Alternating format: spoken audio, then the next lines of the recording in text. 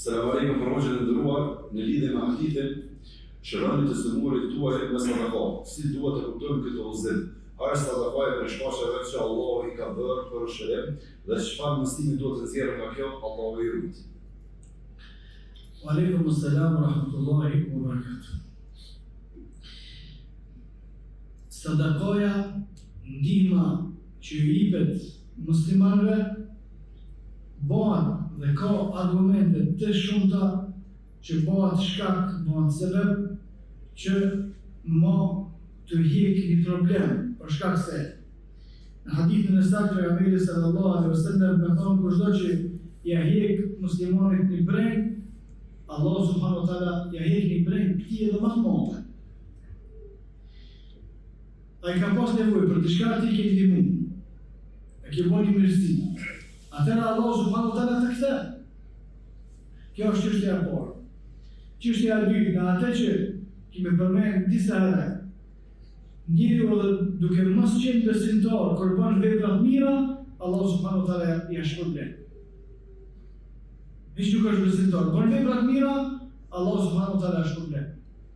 Madje kanë përmendur disa prej komentatorëve të Kuranit që Iblisi pasi që e ka refuzuar urdhën e Allah subhanahu wa taala për me pastisht e Ademit, e ka kërkuar Allah subhanahu wa taala me dhënë jetë deri në ditën e Kiametit, Allah subhanahu wa taala e ka dhënë jetë deri në ditën e Kiametit si shpërblim për xhihadin që ka bërë bashkë me melekët atëherë kur ka luftuar kundër xhinit. Ka bërë vepra të mira xhihad, edhe mos i mo qafir kret, Allah subhanahu wa taala për xhihadin e tij e ka shpërblyr në jetën e kësaj bote, normal se a që i bën kafir nuk shpërblet, po në ahiret. Ka bërë vepra të mira, edhe masi që ka bërë kufër si shpërblim për veprat e mira, se si humb Allah subhanahu wa taala veprën e mirë kërkuna, edhe atij që nuk është besimtar, Allah subhanahu wa taala ubomo jo besimtar, Allah subhanahu wa taala i jep mirësi në mënyrë që të barazohet me të mirën që ka bërë dhe ditën e Kiametit nuk ka hicë më të Allah subhanahu wa taala.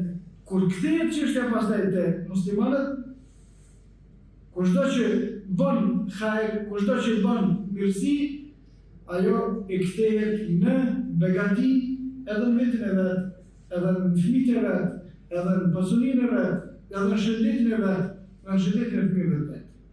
Argumenti tjetër për këtë është një transmetim i saktë nga Abdullah ibn Abbasi radhiyallahu anhu, i cili kur falej namaz nafile e thoshte fëmijëve të vet po falna në mënyrë që juve Allah subhanahu wa taala t'ju jep begati.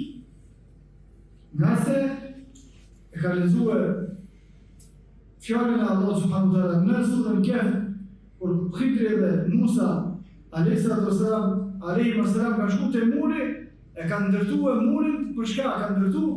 Wa kana abuhuma salihan, se këta dy fëmijë e kanë pas babën e mirë.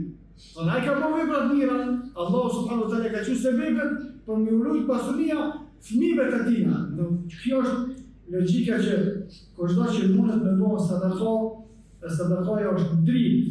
Në hadithin e saktë, sadakaja mundet ndodh që Allah subhanahu wa taala e bën sebeb për më pas begati ose ka do me bela me hik, wallahu a'la wa a'lam.